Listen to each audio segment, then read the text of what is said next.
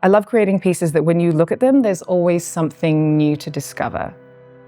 And yes, like, photos never do them justice. My name is Khalsom. I'm a Malay-British artist based in Singapore for the past 16 years now. My art is very much based on color, texture, movement, and I love to capture the memories or moments that you never want to forget. Just those little joyful moments that you look back and think about. That's kind of what I want to capture with my work. Born in Malaysia, grew up in Malaysia, lived in London, lived in Brighton, now Singapore, surrounded by so many different cultures and colours and smells and foods. They really do play a part in what you end up putting down on a canvas.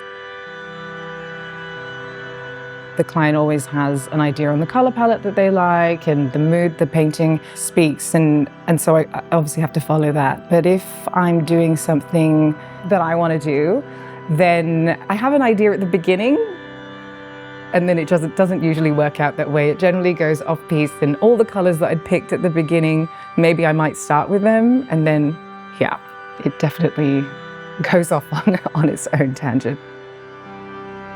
I feel like if you plan too much, then you just feel quite restricted. And for me, I think the work that I think works the best and my favourite pieces are the ones where you've just rocked out. And I always tend to love those pieces the most.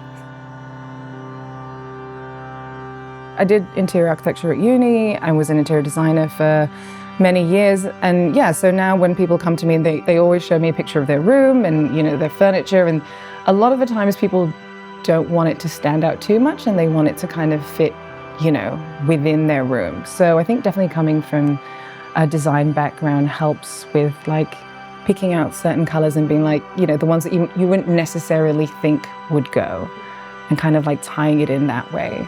I don't like anything that's too symmetrical, so I'm like, hey, we need a little bit here and a little bit there and a little bit there. Normally I work on very large scale works, so it's quite different for me to do much smaller pieces. But I think they do have the same language as the larger pieces. It's a diptych. You could either have one or you could have both. They do speak the same language. They're very ethereal, they're subtle, but at the same time they've got, like, they pack a punch. They're statement pieces without being overly in your face. There's a lot of texture on these ones, maybe more than I've used in the past. The butterflies always help to create that movement. Each one is hand cut, and then I've got to color the edges in. I love to layer them, so, you know, they do kind of create this like three-dimensional effect, and it really helps to kind of exaggerate that movement that goes through the paintings. Art can totally change a space. You know, you can choose to have paintings that kind of subtly fit in and they just quietly sit there, or you have pieces that are loud and bold and full of color and full of movement, and they're those pieces that your eyes just constantly get drawn to. I love to create those pieces. It's like you're having a conversation but your eyes just veer off to the painting.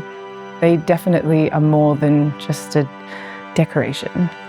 I'm very honored and excited about having these pieces in the Katharine Pooley Boutique. Photos just never do them justice. So, you know, being able to come down and actually see the pieces in person is really a great way for someone to come and experience the artwork.